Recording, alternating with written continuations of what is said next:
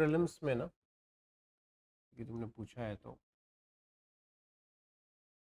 हाँ, basically 4 pillar तुमको तैयार करना है। पहले भी मैंने शायद बताया होगा। एक तो जो स्टैटिक वाला पोर्शन है ना, वो एक लिस्ट बना लो उसका। स्टैटिक सब्जेक्ट्स जो भी हैं, जैसे ज्योग्राफी है स्टैटिक है ना, हिस्ट्री स्टैटिक है, आर्ट एंड कल्चर से रिलेटेड ये सब स्टैटिक है, तो स्टैटिक हुआ। दूसरा करंट अफेयर। करंट अफेयर के लिए मैं कहता हूँ कि एक तो डेली बेसिस पे न्यूज़पेपर पढ़ना सजेस्टेड होता है। पढ़ पा रहे हो कि नहीं पढ़ पा रहे हो, समय मिल रहा है? हाँ, तो न्यूज़पेपर कौन सा न्यूज़पेपर पढ़ते हो? दैनिक जागरण, ठीक है, जो भी सूटेबल हो। तो न्यूज़पेपर पढ़ने से फ़ायदा क्या होता है ना, कि बहुत सारी चीज़ें जो हम थ्योरी में सीखते हैं वो कंसोलिडेट हो जाता है। जैसे आज हिंदू में एक आया है, न्यूज़ आया है कि national commission for backward classes जो है, उसने डिसीजन लिया है कि 7 कम्युनिटीज़ महाराष्ट्र की हैं, उनको जोड़ दिया जाएगा लिस्ट।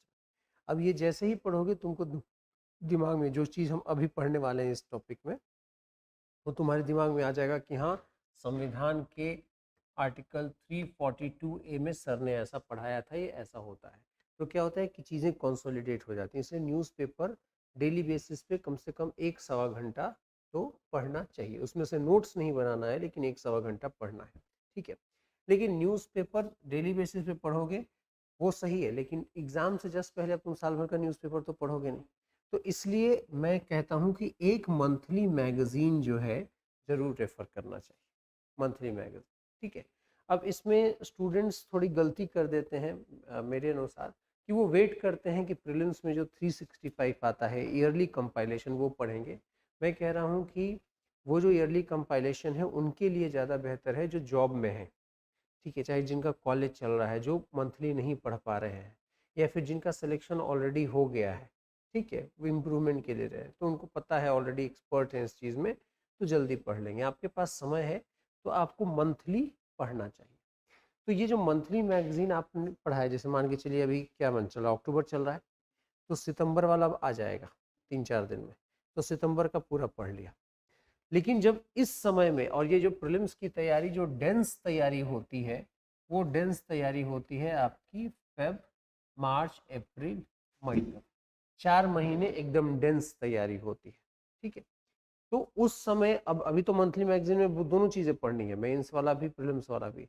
लेकिन जब इस टाइम में आप पढ़ेंगे तो केवल फैक्चुअल, जैसे आप पढ़ते समय अभी आपने अंडरलाइन किया, ठीक है, तो वो केवल अंडरलाइन चीज़ को जल्दी जल्दी रिवाइज करना होता है, तो इससे करंट हो गया।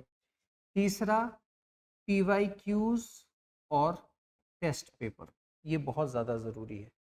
आपकी जितनी भी लर्निंग्स हैं आप उसको इम्प्लीमेंट कर पाएंगे पीवाईक्यूज और टेस्ट पेपर के माध्यम से। अब इसमें क्या करना है, पीवाईक्यूज उसमें तुम बता ही रहे थे कि तुम्हारे पास 2 पब्लिकेशंस का है, तो पिछले 20-25 साल का पीवाईक्यूज कर लेना है, ठीक है, पीवाईक्यूज कर लेना है। अब इसमें एक जो एनालिसिस वाला पार्ट बोल रहे थे ना, इसमें क्या है कि जनरली बहुत प्रॉपर से बात कहते भी हैं और तथ्य भी है कि मान लो एक क्वेश्चन दिया हुआ है, ठीक है, क्वेश्चन दिया हुआ है, क्वेश्चन के A B C D 4 options दिए हुए हैं। अब इस ऑप्शन में से तो एक ही ऑप्शन सही रहेगा, मान लो डी है, तो पहले जो 3 ऑप्शन है उसको भी थोड़ा या देख लेना है कि उस पर तुम्हें जानकारी है या नहीं है, और नहीं है तो एक गूगल सर्च बस कर लो, पूरा किताब पढ़ने की जरूरत। मान ली के कहा गया कि भाई महाराष्ट्र के औरंगाबाद शहर में इनमें से निम्नलिखित में से कौन सा मॉन्यूमेंट है, उसमें बहुत सारी चीज़ें, बीबी का मकबरा, दिस 4 चीज़ लिखी गई है, होगा तो एक उसमें, तो 3 जो बाकी बचे उसको भी एक बार गूगल करके देख लेना है कि क्या है, तो उससे क्या होता है ना कि अपने पास इंफॉर्मेशन एक हो जाता है। तो ये 25 सालों का लगाना है। टेस्ट पेपर का मैं जो स्टूडेंट को सजेस्ट करता हूँ कि किसी भी 2 इंस्टीट्यूट का पूरा सेट करना है ना। एक सेट में करीब मान के चलो 30 के आसपास टेस्ट होते हैं, कहीं 35 भी होते हैं, कहीं 30 भी होते हैं, कहीं 25 भी होते हैं। तो किसी भी 2 अच्छे इंस्टीट्यूट का आप पूरा सेट उठा लीजिए और उसको प्रैक्टिस कीजिए। पूरा सेट इसलिए लगाने के लिए बोल रहे हैं क्योंकि जो भी इंस्टीट्यूट डिज़ाइन करता है टेस्ट पेपर, तो यदि कोई टॉपिक में अभी एम्फसाइज नहीं कर रहा है तो वो सोचे होते हैं कि टेस्ट नंबर 12 में करेंगे, चाहे टेस्ट नंबर 17 में करेंगे ऐसे। तो यदि आप सबका शुरू शुरू वाला ही लगा जाइएगा तो आपने पूरा साइकिल नहीं, पूरा जो साइकिल जो होता है ना वो आपने नहीं कंप्लीट किया। तो किसी दो इंस्टीट्यूट के सारे पूरा सेट लगाना है, और सारे ऑल इंस्टीट्यूट का जो मॉक टेस्ट होता है ना, ओपन मॉक होता है, तो सारे इंस्टीट्यूट का दे रहा है। दिल्ली में रह रहे हैं या फिर उन शहरों में जहाँ पे जो बाकी स्टूडेंट्स हैं जहाँ पे मॉक हो पा रहा है, या फिर ऑनलाइन तो होता ही है हर जगह, तो मॉक टेस्ट सारे इंस्टीट्यूट का देना। इतना जो होता है ये मोर देन सफिशिएंट है, इतना पीवाईक्यू टेस्ट पेपर। लेकिन मान के चलिए इसके अलावा कुछ विशेष होता है, यदि आपको लगे कि मेरा साइंस एंड टेक वीक है, मेरा इन्वायरमेंट वीक है, तो क्या करना है कि आप जाके, मान लीजिए आपको लगे कि मेरा इन्वायरमेंट टॉपिक वीक है, तो इस पे जाके आप पर्टिकुलरली इसका जो है 4-5 सेट अलग अलग इंस्टीट्यूट का केवल इस टॉपिक का खरीद के लेके आ जाए, ठीक है। और चौथा आपको करना है सीसेट की तैयारी, ठीक है। अब सीसेट में भी 3 तरह के स्टूडेंट्स होते हैं। एक स्टूडेंट होते हैं जिनका कि कॉन्फिडेंट है कि 100% क्लियर हो जाएगा पॉजिटिव, तब तो किसी भी प्रकार की तैयारी की ज़रूरत नहीं है। आप क्या कीजिए कि कुछ पीवाईक्यू लगा लीजिए और उससे आपका काम हो जाता है। दूसरे स्टूडेंट होते हैं जिनको ये लगता है कि कुछ किताबें पढ़ लें तो अपना काम हो जाएगा, ठीक है। कुछ किताबें पढ़ लें या फिर एक्स्ट्रा कुछ प्रैक्टिस पेपर लगा लें तो काम हो जाएगा। कुछ स्टूडेंट्स होते हैं जिनको ज़रूरत होती है, आवश्यकता होती है क्लासेस करने की, ठीक है। मान लीजिए आर्ट्स बैकग्राउंड है, नहीं उतना रहा, तो पहले तो ये देखना है अपने आप को कि आप किस कैटेगरी में आते हैं। और ये देखने के लिए मैं कहूँगा कि आप 2024-2023 के पेपर लगा के देखें, इनफैक्ट 2022 का भी लगा लें, ये दोनों लगा दें। 24 वाला तो एक लेवल पर ठीक ठाक था, 22 और 23 का पेपर लगाने के बाद आप अपने आप को देखें कि डिफ़िकल्टी लेवल में आपका कितना कंफर्ट बन रहा है, ठीक है। तो 4 पिलर तैयार करना है, इसी 4 से निकलना होगा तो प्रीलिम्स निकलेगा, आपको और कुछ की ज़रूरत नहीं होगी। अब ये जो क्वेश्चन था तुम्हारा कि पीवाईक्यू या फिर जो भी टेस्ट पेपर हम कर रहे हैं उसका एनालिसिस कैसे करना है, ठीक है। एनालिसिस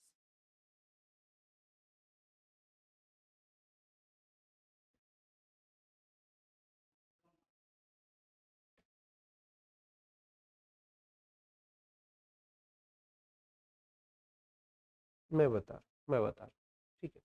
तो सबसे पहले कि जो टेस्ट हम लिख रहे हैं ना, उसमें जितने मार्क्स आ रहे हैं, जो टेस्ट लिखते समय टाइम कभी भी 2 घंटे लेके नहीं चलना है, या फिर आप, या फिर मैं कहूँगा कि पूरा बबल करते हुए टेस्ट लिखो, जैसे प्रीलिम्स में लिखते हैं। और टाइम 1 घंटे 45 मिनट मान के करना है, ठीक है। 1 घंटे 45 मिनट मान के ही करना है, मतलब 2 घंटे वहाँ पे समय रहता है, उससे थोड़ा कम मान के चलता है। प्रॉपर बबलिंग के साथ करते हैं, क्योंकि उसमें भी कुछ स्टूडेंट जो है वो गलती कर देते हैं।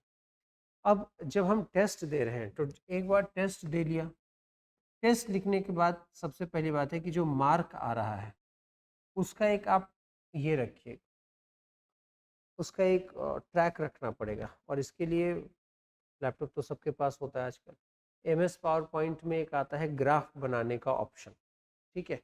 उसमें चार्ट बनाने का ऑप्शन आता है, उस चार्ट में उसको आप डाल दीजिए, ठीक है। चार्ट में डाल दिया। और कभी भी इंडिविजुअल टेस्ट स्कोर पे रिलाई नहीं करना है, एवरेज निकालते चलना है। मतलब कि हमने टेस्ट 1 दिया, टेस्ट 1 में मेरे मान के चलिए कि आए 50, फिर टेस्ट 2 दिया तो टेस्ट 2 में हमारे आए 90, तो 90 पे फिर टेस्ट 3 दिया तो हमारे आ गए 120। तो 120 पे बहुत खुश नहीं होना है, तीनों का एवरेज लेके चलना है। तो एक जो है चार्ट एवरेज का भी बनाते चलो, ठीक है। उससे जो है वो पता चलेगा कि, क्योंकि क्वेश्चन तो एवरेज ही, मतलब मेन तो एवरेज ही निकाल के चलना है। अब यदि डिफ़िकल्टी लेवल लग रहा है कि ज्योग्राफी है, ठीक है, उसमें नहीं आ रहा है, तो करना यही है कि उसके और पेपर सॉल्व कर लेने हैं। अब ये जो जो जो जितना मैंने बताया है इसको फॉलो करोगे तो इसमें करीब दोनों सेट का मिला के करीब 55 टेस्ट होते हैं और प्लस ये, तो कुल मिला के 7-8 हज़ार क्वेश्चन सॉल्व हो जा रहा है, ठीक है, जो कि बहुत बड़ा, उससे ज़्यादा ही हो रहा है, ठीक है, उससे ज़्यादा ही हो रहा है, और जो कि संभव है, ऐसा भी नहीं है कि संभव है, ठीक है। तो जब हम एनालिसिस करने बैठते हैं ना, तो देखो एनालिसिस में दो ही चीज़ होती है। पहला है कि एक क्वेश्चन नंबर मान लो 5 देखा, ये मेरा क्वेश्चन सही है, सही है, तो सही है, फिर भी इसका एक बार एक्सप्लेनेशन जो लिखा हुआ है वो पढ़ लो, और जो चीज़ नई तुमको जानकारी प्राप्त हो रही है वहाँ पे, उसको वहाँ पे नहीं रहने देना है। एक नोट्स जो है, या तो अपने मेन नोट्स, मान के चलो कि तुम क्लाइमेटोलॉजी पे वो क्वेश्चन था, है ना, क्लाइमेटोलॉजी पे क्वेश्चन था, अब तुम्हारा वो क्वेश्चन बिल्कुल सही है, लेकिन फिर भी एक नई चीज़ जानकारी मिली, तो तुम्हारा जो क्लाइमेटोलॉजी का नोट्स है वहीं पे जाके उसको ऐड कर दो, ताकि वो जब रिवीजन करो तो उसमें लूप में आ जाए, ठीक है। यदि क्वेश्चन नंबर मान लो ये है, ये गलत होता है, तो गलत दो ही कारण से होता है, ठीक है, एक तीसरा कारण भी होता है लेकिन कम है, मेन दो कारण से गलत होता है क्वेश्चन। एक तो होता है कि आपने उसको कभी पढ़ा ही नहीं, नेवर रेड, मतलब उसमें एक ऐसी चीज आई है जो कि आज तक आपने सुना ही नहीं, पढ़ा ही नहीं, एकदम कुछ हवा ही नहीं लग रहा है आपको, तो उसमें क्या है, उसका जो पूरा इंफॉर्मेशन है आपको फिर अपने नोट्स में या फिर एक सेपरेट नोट्स बना लो प्रीलिम्स रिलेटेड फैक्ट का, उसमें लिख लो, क्योंकि ये जो लर्निंग्स, देखो ज़्यादा सीखने को कहाँ मिल रहा है, जो क्वेश्चन गलत हो रहा है उसमें, सही हो रहा है उसमें सीखने को कहाँ मिल रहा है, सीखने को तभी मिलेगा ना जब गलत होगा, और अच्छी बात है कि अभी गलत हो जाए ताकि एग्जाम में गलत ना हो, लेकिन ये एग्जाम में तभी गलत नहीं होगा जब इस लर्निंग को तुम कहीं नोट डाउन करोगे और एग्जाम से पहले 2 बार रिवाइज करके जाओगे, तो इसीलिए या तो उसको अपने नोट्स में ही लिख लेना है, या फिर एक सेपरेट कॉपी बना लेना प्रीलिम फैक्ट्स से रिलेटेड, उसमें लिख लेना।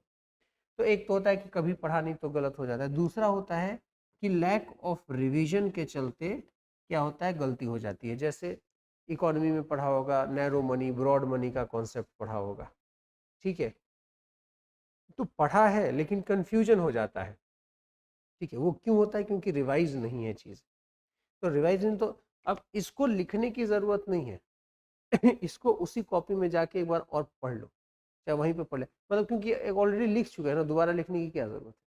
और तीसरी गलती होती है जो कि कम होती है लेकिन फिर भी हो जाती है, जिसको हम लोग कहते हैं स्टूपिड मिस्टेक, कि नॉट शब्द लिखा हुआ था लेकिन तुमने पढ़ा नहीं, ठीक है, जल्दी जल्दी में तुमने कर दिया, तो खैर ये तो प्रैक्टिस से क्या होगा, ये अपने आप कम हो जाएगा, ठीक है। अब एनालिसिस जो टिपिकली तुमको 2 घंटे समय लगेगा, 2 आवर्स लगेंगे एग्जाम देने में, और टिपिकली मान के चलो 3 घंटे लग ही जाते हैं उसको एनालिसिस में, ठीक है, 3 घंटे से कम समय नहीं लगता है उसको पढ़ने में, थोड़ा जो चीज़ें रुके, लेकिन इसी से तो लर्निंग हो रही है तुम्हारी, ठीक है।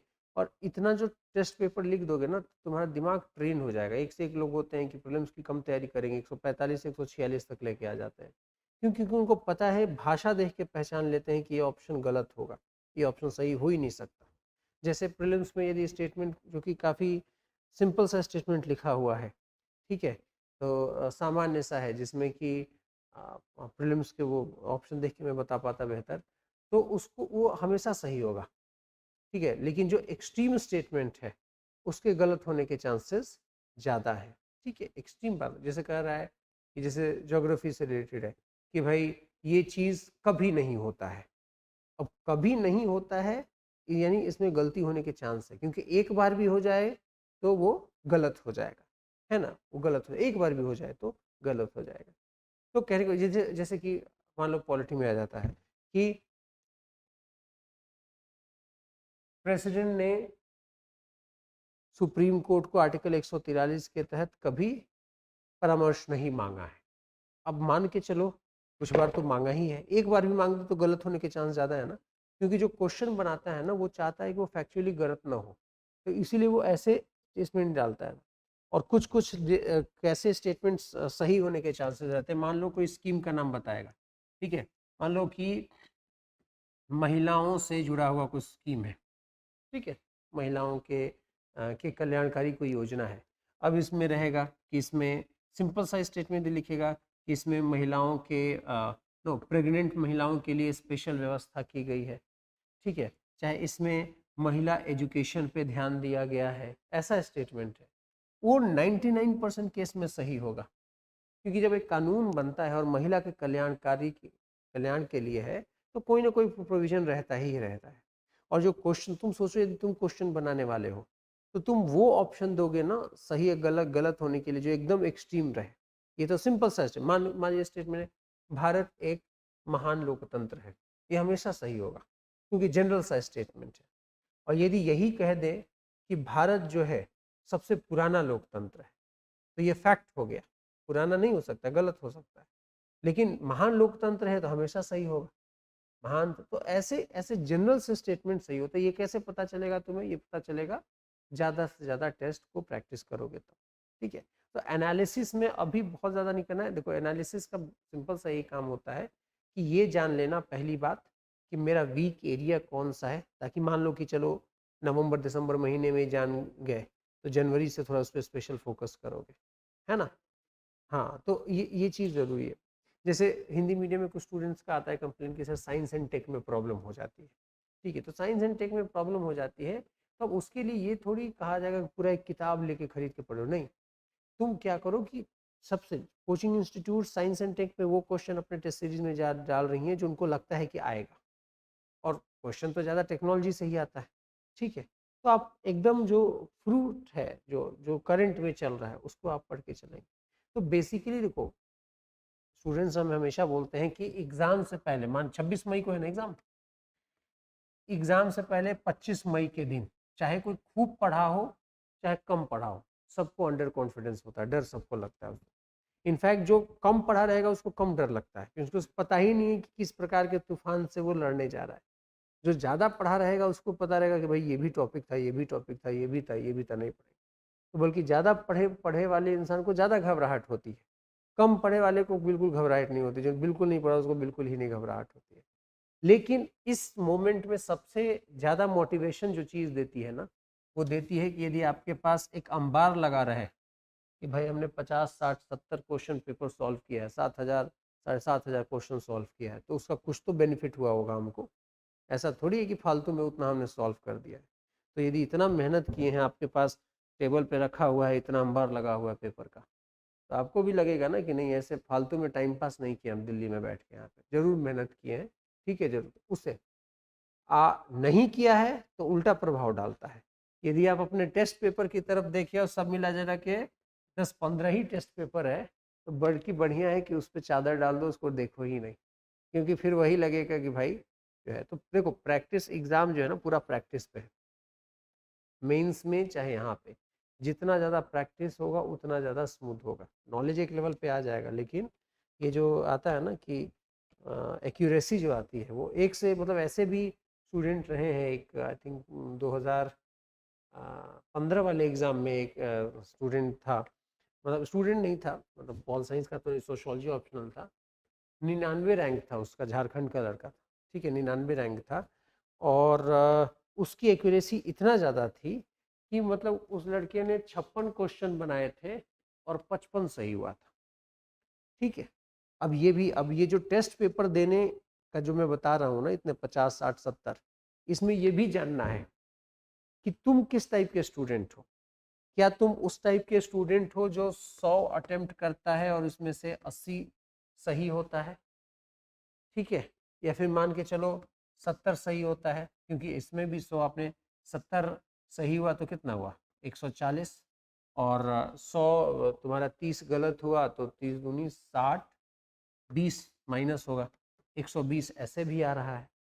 और नहीं तो ऐसे भी स्टूडेंट होंगे जो 62 सही करेंगे, अटेम्प्ट करेंगे, 61 उसमें सही हो जाएगा, इनके भी 120 आ रहे हैं। तो दो टाइप के स्टूडेंट होता है, एक होता है जिसकी एक्यूरेसी बहुत ज़्यादा हाई रहती है, एक होता है कि एक्यूरेसी हाई नहीं रहती, वो ज़्यादा अटेम्प्ट करता है। और और एग्ज़ाम हॉल में नहीं पता चलता है कि ज़्यादा अटेम्प्ट करना है कि कम, क्योंकि यदि क्वेश्चन पेपर जो है तुमको बहुत आसान लगने लगे तो खुशी लगती है कि भाई लग रहा है, फिर तुमको लगता है कि भाई इतना ज़्यादा आसान थोड़ी होगा। ऐसा तो है नहीं कि हमें कुछ ऐसा भ्रम हो रहा है या फिर हम गलत कर रहे हैं। और पेपर टफ हो जाए तो अंदर आदमी घबरा जाता है, क्योंकि उन्हें लगता है कि भाई क्वेश्चन पेपर बन ही नहीं रहा है। क्वेश्चन बन ही नहीं रहे। ठीक है, अब तुम ये थोड़ी जानते हो कि सब उसी स्थिति में है, वो तो बाहर निकलोगे तब बात करोगे ना, तब लोग बोलेंगे कि भाई नहीं टफ था, उसमें भी कोई ईमानदार इंसान नहीं रहेगा तो भले वो नहीं करके आया वो बोल देगा बहुत पेपर आसान था, तो और अंडर कॉन्फिडेंस आ जाता है। तो ये सारी चीजें हम सीखते हैं टेस्ट से कि मेरी क्या प्रकृति है, मैं इस कैटेगरी में आता हूँ कि इस कैटेगरी में आता हूँ। यदि इस कैटेगरी में आता हूँ तो मैं ज़्यादा अटेम्प्ट करूँगा, क्योंकि प्रोबेबिलिटी क्या कहता है कि ज़्यादा अटेम्प्ट करने से आपको नंबर बढ़ते हैं, क्योंकि 3 गलत और 1 सही बराबर कर देता है चीज़ों। 3 गलत और 1 सही हो जाए तो नो लॉस नो प्रॉफिट वाले बेसिस पे चला गया, और इसमें से एक भी सही निकल गया तो आपका 2 नंबर तो आ गया ना। ठीक है, 2 पॉइंट समथिंग आ गया इसमें।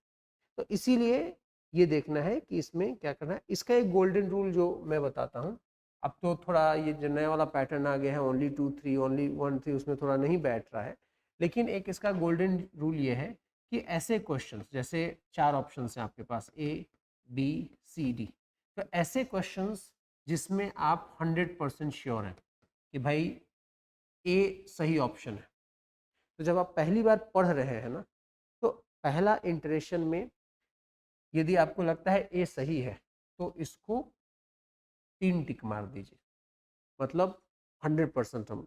और ऐसे क्वेश्चन ज़्यादा नहीं होंगे, आप बहुत इंटेलिजेंट है तो 100 में से 25 क्वेश्चन ऐसे होंगे जो 100% आप कहेंगे नहीं यही सही, या 100 में से 25 से भी हो सकता है 22-23। यदि फिर एक क्वेश्चन पढ़ा जिसमें आपको लग रहा है कि नहीं जो है ना ये भी हो सकता है ये भी हो सकता है, ठीक है, इसमें चलो मान के चलो 2 ही टिक करेंगे, 2 टिक मतलब श्योर। इसमें आपको लग रहा है बी और सी दोनों हो सकता है, इसमें है कि बी सी डी तीनों हो सकता है, आप ये श्योर हैं कि ए नहीं होगा, बाकी तीनों में से कोई हो सकता है। तो जब ये आप प्रक्रिया एक रीडिंग करेंगे, तो एक रीडिंग करने के बाद जो है आपको इसको वहां पे बबल में फिल कर लेना। ये गलती नहीं करनी है कि लास्ट में जो है चीज़ों को ले जाना है, ये गलती कभी नहीं करनी है, ये जो है बबल में फिल कर लेना है। ये चीज़ बहुत इम्पोर्टेंट है, ये चीज़ जो है ना बहुत ज़्यादा इम्पोर्टेंट है कि इसको, क्योंकि इसमें तो आप नहीं अब टाइम वेस्ट करने वाले, कर ले।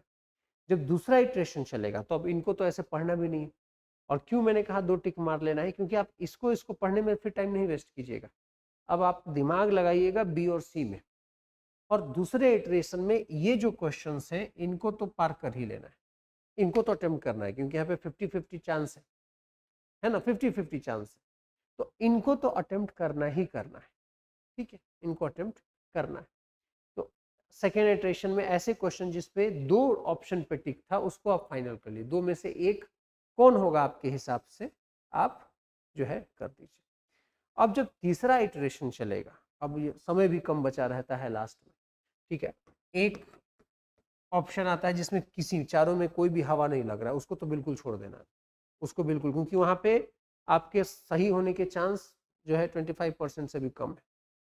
इसमें से मैं कहूंगा कि इसमें से भी आप कुछ कैलकुलेटेड रिस्क ले सकते हैं, मतलब यदि ऐसे 10 क्वेश्चन निकल रहे हैं तो आप 5 क्वेश्चन इसमें से, 10 में से 5 क्वेश्चन आप इसमें से करके आइए। ठीक है, इसको नहीं टच करना। ये इसलिए मैं बोल रहा हूं क्योंकि पहले से ये सोच के जाना कि मैं तो 80 कर ही के आऊंगा, मैं 90 कर ही के आऊंगा, क्या पता कि एक साल, इस साल जो 2024 का पेपर हुआ, मान के चलिए कि कट ऑफ उसमें 82 है, बहुत टफ पेपर आया, हो सकता है अगला आप सोच के गए कि नहीं नहीं भाई हम तो 60 ही क्वेश्चन करके आएंगे, और अगले साल पेपर बहुत आसान आ गया, तो क्या आप 60 ही करके आएंगे? या फिर मान लीजिए उल्टा हो गया, एक साल कट ऑफ जो है 120 चला गया था क्योंकि पेपर बहुत आसान था, आप सोच के गए कि हम तो 95 कर ही के आएंगे, और अगले साल पेपर बहुत टफ है, तो आप 95 करने जाइएगा तो वहाँ पे आपको क्या हो जाएगा, गलतियाँ ज़्यादा हो जाएंगी। तो ये सब पेपर के अंदर डिसाइड करना होता है, क्योंकि अभी आपने किसी से बात की नहीं है, तो इसीलिए ये फॉर्मूला अपनाना है कि जिसमें 100% श्योर है, 100%, ठीक है, 100% श्योर है उसको तो हम मार देंगे, जिसमें हम 50% श्योर है उसको भी हम अटेम्प्ट करेंगे। और ये खासकर जो स्टूडेंट्स हैं जो जनरल कैटेगरी के हैं, जिनको आरक्षण का लाभ प्राप्त नहीं है, उनको तो ये करना ही करना है, क्योंकि उसके बिना इसमें जो है हमारे पास 25% का है। ठीक है, तो प्रोबेबिलिटी है, सॉरी 1/3 की प्रोबेबिलिटी बन रही है, तो इसमें हम इसको भी कुछ करेंगे और इसको छोड़ देंगे। अब इसमें चाहे 60 क्वेश्चन सॉल्व हो चाहे 90 क्वेश्चन सॉल्व हो, क्योंकि बहुत ज़्यादा नेगेटिव मार्किंग से भी जो है हमें बचना होता है। ठीक है, तो ये जो है पूरा प्रोसेस फॉलो करते हैं। ये वाला बहुत ज़्यादा ज़रूरी है। ये वाला इनफैक्ट इतना इम्पोर्टेंट है कि इसको बार बार मैं फोकस करता हूँ, वो ज़्यादा कर। तो इसी तरीके से, और ये सब अभी अभी इनफैक्ट जब आप टेस्ट पेपर लगाइएगा, ठीक है, तो आपको स्टडी करना है खुद को कि ऐसे वो क्वेश्चन, ये तो आपको परसेंटेज टाइम सही होंगे, लेकिन मेन आपको अपने आप को स्टडी करना है इन दोनों को लेकर कि यदि मैं इन दोनों को अटेम्प्ट कर, इन ऐसे क्वेश्चन जिसमें 50% में सही, 50% प्रोबेबिलिटी थी, उनको मैंने अटेम्प्ट किया तो मेरे कितने मार्क्स आ रहे हैं, और ये वाले इसको मैं अटेम्प्ट कर रहा हूं तो कितने मार्क्स आ रहे हैं। ठीक है, समझना है अपने आप को। इन ऑल प्रोबेबिलिटी ये तो हमेशा आपको कुछ ना कुछ पॉजिटिव दे के जाएगा, क्योंकि यहाँ तो आधे रास्ते आप पहुंच चुके हैं, आधा ही पहुंचना था। तो ये आपको कुछ ना कुछ, जितना भी आप कीजिएगा, ऐसे मान लीजिए 20 क्वेश्चन आप कर रहे हैं, तो आपको एक पॉजिटिव संख्या ही वो दे के जाएगा। गलत होंगे लेकिन वो जगह, इसमें आपको मेन देखना है कि आपका क्या ये रहता है, और इसी को कहते हैं इंटेलिजेंट गेसिंग। तो इंटेलिजेंट गेसिंग ऐसे नहीं आता है कि अचानक से आ जाता है, वो आपने न्यूज़पेपर पढ़ा है, आपने 7000 क्वेश्चन सॉल्व किए हैं, आपको लग रहा है कि बी और सी दोनों में से ठीक है ऑप्शन, आपको लग रहा है कि बी ही होगा, सी नहीं होगा, और अपने आप को कारण नहीं बता पा रहे क्यों, लेकिन आपको लग रहा है कि होता है ना बैक, नहीं यार बी ही होना चाहिए। वो क्यों हो रहा है? क्योंकि आपके सबकॉन्शियस माइंड में कभी है। 7000 क्वेश्चन आपने किया है, उसमें एक क्वेश्चन आपने ये किया था, न्यूज़पेपर आपने पढ़ा था, कहीं ना कहीं दिमाग में है, सबकॉन्शियस माइंड, जिसको साइंटिफिक बात है, सबकॉन्शियस माइंड में है कि यही होना चाहिए। आप कारण नहीं बता पाएंगे क्यों होना चाहिए, लेकिन लग रहा है ये होना चाहिए और हो भी जाता है। वैसे वो प्रैक्टिस से आएगा। तो अभी अपने आप को ट्रेन करना पड़ेगा। अभी प्रीलिम्स का मतलब इतना तो जरूर करें कि मोबाइल में कम से कम क्वेश्चन पेपर रख लो, मेट्रो में जाते हुए, चाय पीते हुए, क्या करना है, चाय जब तक चाय की चुस्की ले रहे हैं तब तक 10 क्वेश्चन ही देख गए, क्या कर सकते हैं, है ना। तो वो सारी चीज़ें हैं तो इम्पोर्टेंट है, तो यही करना है, बाकी तो आगे देखेंगे, है ना।